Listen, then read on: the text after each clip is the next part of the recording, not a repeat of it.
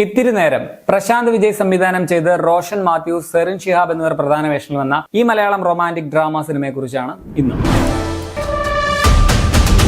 ഇതിലെ നായകൻ അനീഷ് ഒരു വൈകുന്നേരം വർഷങ്ങൾക്ക് ശേഷം തന്റെ കൂട്ടുകാരി അഞ്ജനയെ അപ്രതീക്ഷിതമായിട്ട് കാണുകയാണ്. തുടർന്ന് ആ രാത്രി ഉണ്ടാകുന്ന കുറച്ച് സംഭവങ്ങളാണ് ഈ സിനിമ പറയുന്നത്. ഒറ്റ വാക്കിൽ സിമ്പിൾ ആയിട്ടുള്ള ഒരു പ്ലോട്ട്, അത് വെച്ചിട്ട് മനോഹരമായിട്ടുള്ള ഒരു പ്രണയകഥ പറഞ്ഞിരിക്കുകയാണ് ഈ സിനിമയിലൂടെ. എനിക്ക് കുറെ വർഷങ്ങളായിട്ട് പല പ്രണയകഥകളും, ഈയിടെയായിട്ട് കാണുന്ന പല പ്രണയ സിനിമകളും ഒന്നും വർക്കാവാറില്ല. മിക്ക ലവ് സ്റ്റോറീസും ക്രിഞ്ചായിട്ടാണ് തോന്നാറുള്ളത്. പക്ഷെ ഇതിലെ പ്രണയം വളരെ റിയലിസ്റ്റിക്കും റിലേറ്റബിളുമായിട്ട് തോന്നി. എനിക്ക് പടം നന്നായിട്ട് ഇഷ്ടപ്പെട്ടു. ഈ പ്രണയവും ബ്രേക്കപ്പും അവർ വീണ്ടും ഒന്നുകൂടി കാണുന്നതും ഒക്കെ പ്രമേയമായിട്ടുള്ള ഇഷ്ടം പോലെ പടങ്ങൾ മലയാളത്തിലും തമിഴിലും ഒക്കെ നമ്മൾ കണ്ടിട്ടുണ്ട്. പക്ഷെ അത് എങ്ങനെ പുതിയ രീതിയിൽ ഡിഫറെന്റ് ആയിട്ട് അവതരിപ്പിക്കാം എന്നുള്ള ഒരു ശ്രമമാണ് ഈ ചിത്രം എന്ന് പറയാം. പലർക്കും ആദ്യത്തെ പ്രണയം എന്നൊക്കെ പറയുന്നത് ഒരു സ്പെഷ്യൽ ഫീല് തരുന്നവയായിരിക്കും. പലരും പ്രോപ്പറായിട്ടൊന്നും ബ്രേക്കപ്പ് പോലും ആയിട്ടുണ്ടാവുകയില്ല. ചെറിയൊരു റിംഗ് ടോണോ അല്ലെങ്കിൽ എന്തെങ്കിലും നിസ്സാരമായിട്ടുള്ള സാധനങ്ങളോ ഏതെങ്കിലും പാട്ടോ അങ്ങനെ എന്തെങ്കിലുമൊക്കെ മതി അവർക്ക് ആ ഒരു പഴയ ഓർമ്മകൾ അവരിലേക്ക് വീണ്ടും തിരിച്ചു വരാനെന്ന് പറയാം. അത്തരത്തിൽ വേർപിരിഞ്ഞിട്ടും തീരാതെ പോയ മനസ്സിൽ ഇങ്ങനെ വിങ്ങലായിട്ട് തുടരുന്ന ഒരു പ്രണയത്തിന്റെ കഥയാണ് ഈ പടം എന്ന് വേണമെങ്കിൽ പറയാം. ഇത് കേട്ടപ്പോ ക്രിഞ്ച് അടിച്ചോ?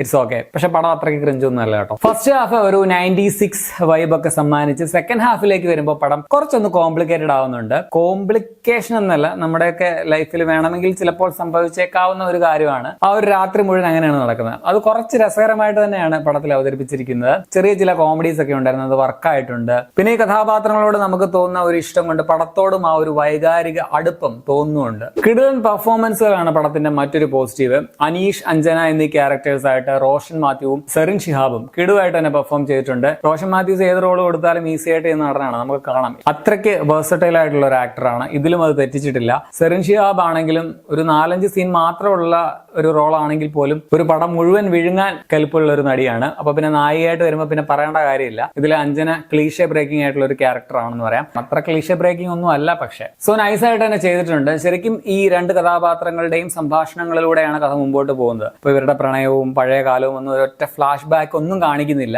എന്നാൽ ഇവരുടെ സംസാരത്തിലൂടെ ആ കഥ നമ്മൾ കൂടി കണ്ട ഒരു പ്രതീതി ജനിപ്പിക്കുന്ന വിധത്തിലാണ് അവതരിപ്പിച്ചിട്ടുള്ളത്. ഇവർ അഭിനയിച്ചിരിക്കുന്നതും അങ്ങനെ തന്നെയാണ്. അങ്ങനെ പെർഫോം ചെയ്യുന്ന പറഞ്ഞാൽ വളരെ പ്രയാസമാണ്. അത് രണ്ടുപേരും നന്നായിട്ട് തന്നെ ചെയ്തിട്ടുണ്ട്. ഇപ്പൊ ഞാൻ പറഞ്ഞല്ലോ, സെക്കൻഡ് ഹാഫില് പടം ഒന്ന് ചെറുതായിട്ടൊന്ന് മാറി കുറച്ച് കോംപ്ലിക്കേറ്റഡ് ആവും. അങ്ങനെ മാറിയത് കൊണ്ടാണ് ഇതിൽ നന്ദുവും ആനന്ദ് മന്മഥനും അവതരിപ്പിക്കുന്ന കഥാപാത്രങ്ങൾക്ക് പ്രാധാന്യം ഉണ്ടായതും. രണ്ടുപേരും നല്ല പൊളിയായിട്ട് ചെയ്തിട്ടുണ്ട്. രസകരമായിട്ടുള്ള ഒരു റോളിൽ ജിയോ ബേബിയും പടത്തിൽ വരുന്നുണ്ട്.